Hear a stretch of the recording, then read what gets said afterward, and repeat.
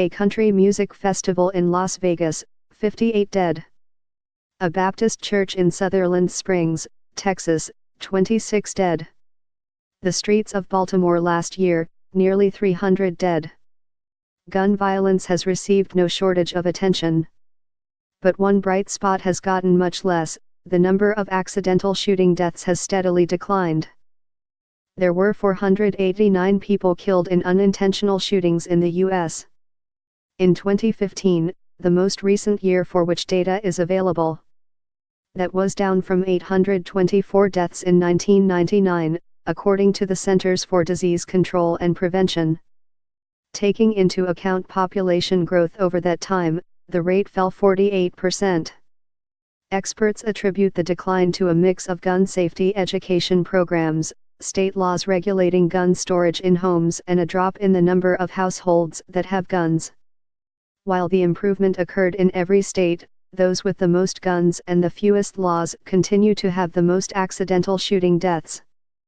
The gains were overshadowed by an overall rise in gun deaths driven by the top two causes, suicides and homicides. Accidents made up just 1.3% of the 36,247 U.S. shooting deaths in 2015. Still, neither side of the gun debate talks much about the progress that has been made. The National Rifle Association, which opposes most gun control measures, is not eager to acknowledge that gun regulations may be working. The group declined to comment for this article. A spokeswoman for Everytown for Gun Safety, which advocates for gun control, called the decline encouraging but suggested that the CDC data may not capture all accidental gun fatalities because it depends on how local medical examiners classify deaths. The group continues to push for more gun safety measures, highlighting tragedies such as the accidental killing of 14-year-old Ga1 McDowell in 2016. He was visiting family in Savannah, Gage, for spring break when a 13-year-old cousin picked up a gun he said was unloaded.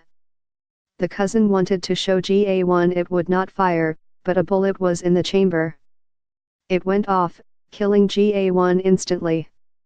The coroner ruled Ga1's death a homicide, and the cousin served a few months in juvenile detention for involuntary manslaughter. Still, his mother, Jalvania McDowell, says she views her son's death as an accident. He did not intentionally pull the trigger, she said. This was an unintentional shooting. It was preventable. McDowell, who lives in Atlanta, now works with Everytown for Gun Safety on educational campaigns there aimed at preventing such shootings.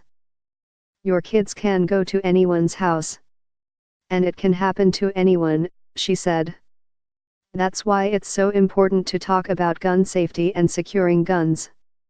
Of the 489 people killed in accidental shootings in 2015, more than 85% were male, and nearly 27% of those were between 15 and 24. The rate for that group, 5 deaths per 100,000 people, was more than triple the national average.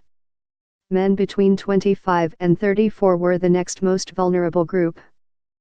The rates for males under 15 was far lower, perhaps due to so-called child access prevention laws, which allow for criminal or civil charges to be filed against a gun owner if a child gains access to a firearm that is not securely stored.